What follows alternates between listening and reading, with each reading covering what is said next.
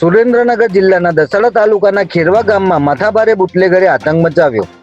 નમસ્કાર મિત્રો, હું વિપુલ પટેલ, શિક્ષાપત્રી સંદેશ ન્યૂઝ સત્યની સાથે. એક નજર આજના મુખ્ય સમાચાર પર.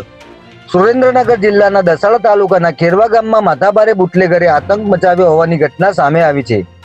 આ ઘટના અંગે મળતી માહિતી મુજબ ખેરવા ગામનો આબિદ ખલીફા ગામમાં દારૂ વેચતો હોવાનો અને વારંવાર રોપ જમાવી મારામારી કરતો હોવાનો સ્થાનિકોનો આક્ષેપ છે. જેણે ગત રાત્રે અગાઉ કોઈ મહિલા સાથેની છેડતી મામલે ગામમાં આતંક મચાવ્યો હતો. આબિદ ખલીફાએ પહેલા બાઇક અને બાદમાં ગાડી વડે ટક્કર મારતા 3 મહિલાઓને ઈજા પહોંચી હતી. જે બાદ એક યુવક પર છરી વડે હુમલો કરતા તેના હાથમાં ગંભીર ઈજા થઈ હતી. ગ્રામજનોએ ઘટનાની જાણ કરતા પોલીસ કાફલો ઘટના સ્થળે પહોંચ્યો હતો.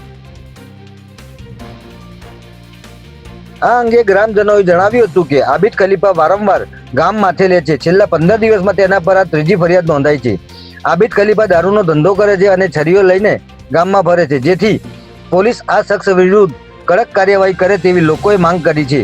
ખેરવા ગામના સરપંચ જિગ્નેશ રાઠોડે જણાવ્યું હતું કે આ શખ્સે અઠવાડિયા અગાઉ અનુસૂચિત જાતિ વિસ્તારમાં દંગલ મચાવતા પોલીસે ગામમાં તેનો વરઘોડો કાઢ્યો હતો. તેમ છતાં જામીન પર છૂટ્યા બાદ તેને ફરી ગામમાં આતંક મચાવતા મોડી રાત્રે ખેરવા ગામના આશરે 150 જેટલા ગ્રામજનો અને ઘાયલોના પરિવારજનો માલવણ પોલીસ સ્ટેશન પહોંચ્યા હતા અને બુટલેગર વિરુદ્ધ ફરિયાદ નોંધાવી સુરેન્દ્રનગરના પોલીસ અધિક્ષકને પણ આ અંગે જાણ કરી હતી.